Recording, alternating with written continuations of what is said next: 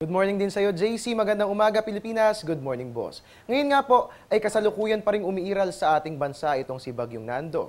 At upang bigyan tayo ng latest hinggil sa nasabing sama ng panahon, makakasama po natin si Pag-asa weather forecaster Connie Dadivas. Good morning po, Ms. Dadivas. Yes, good morning din sa iyo, Harry.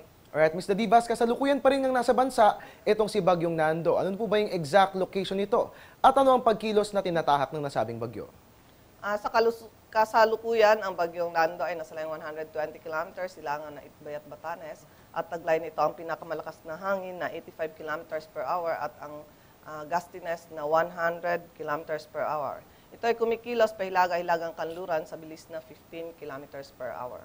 Alright, Ms. Dadivas, may posibilidad ba na lumakas itong si Bagyong Nando at maging isang ganap na typhoon kahit nasa Batanes area na po ito? Posible pa rin pong lumakas ito dahil nasa karagatan pa rin. Alright, Ms. Dadivas, maraming salamat po sa impormasyon. Sa ngayon ay nakataas pa rin po ang public storm warning signal numbers 1 and 2. Anong lugar po ba yung naapektuhan nito? Ang signal number 2, Batanes Group of Islands pa rin. Ang signal number 1 naman, yung ibang areas wala na. Calayan at Babuyan Group of Islands na lang ngayon ang under signal number 1. Alright, Ms. Dadivas, kapag sinabing signal number 2, ano ba nga aasahang lagay ng panahon at ang lakas ng hangin? At pag sinabing signal number 1, ganoon din po, ano po ba yung aasahang lagay ng weather kapag ang isang lugar ay itinaasa na sabing warning signal? Kapag signal number 2, ang hangin ay nasa 61 to 100 kilometers per hour at inaasahan po itong dadating within 24, at least 24 hours.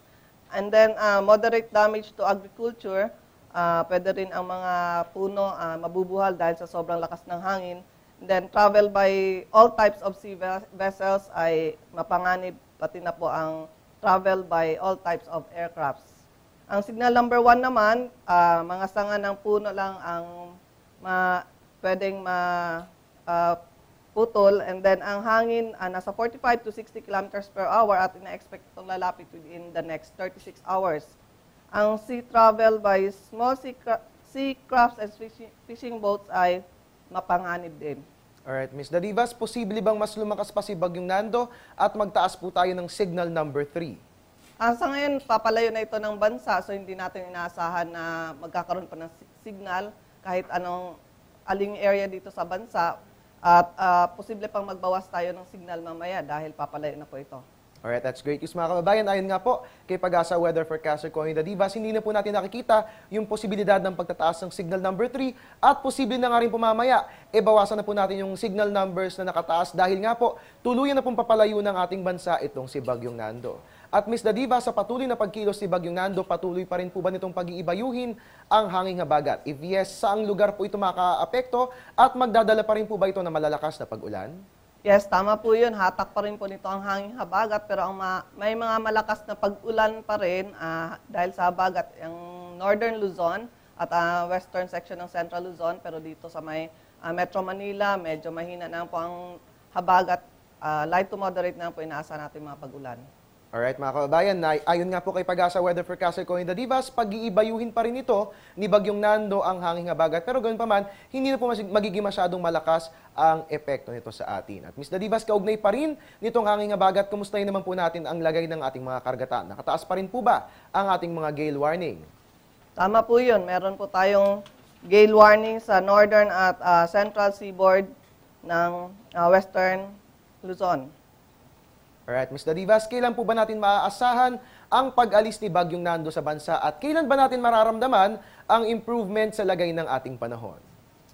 By tomorrow early morning po, nasa labas na po ito ng boundary ng Philippine Area of Responsibility at improving weather po tayo bukas, lalo na dito sa Metro Manila, gradually improving weather tayo.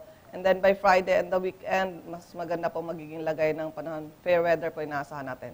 Alright, that's great news. At Ms. Dadivas, bilang ngayon nga po ay magiging maulan pa rin po ang ating panahon at dahil papalabas pa lang po ng ating bansa itong si Bagyong Nando, last few reminders para sa ating mga kababayan para sa araw na ito. Lagi lang po magdala ng gamit pang ulan, lalo na po meron tayong mga inaasahan pa rin light to moderate na pag-ulan dito sa Metro Manila. Alright, maraming salamat po mga kababayan. Atin pong nakasama si Pag-asa weather forecaster Connie Dadivas na siyang nagbigay sa atin ng update hinggil sa lagay ni Bagyong Nando. Magbabalik po ang ating ulat panahon makalipas ang isang paalala. Thanks. Ang package. Ma'am, sabi ng Air 21 on the road na. Ano te? Ang package? Ma'am, sabi ng Air 21 na receive na. Okay, very good. Basta padala, sagot ka ng Air 21. May real-time delivery updates via text para worry-free ka. Teng, ang package, napadala mo na? Yes, ma'am, sa Air 21. Sa Air 21, sagot ko, padala mo. And mga kababayan, i-recap lang po natin yung sinabi nga po ni Pag-asa Weather Forecaster Corinna Divas. Bukas nga po, inaasahan po nating lalabas na ng ating bansa itong si Bagyong Nando at bukas din po makararanas na po tayo ng improvement sa lagay ng ating panahon. At yan po muna ang latest mula rito sa Pag-asa DOST. Samahan nyo lang po ako mamaya po sa GMB Balita dahil patuloy po nating babantayan ang lagay ng ating panahon. Live mula rito sa Pag-asa, ang inyong weatherman Harry Bayona. Balik sa'yo, Sandro.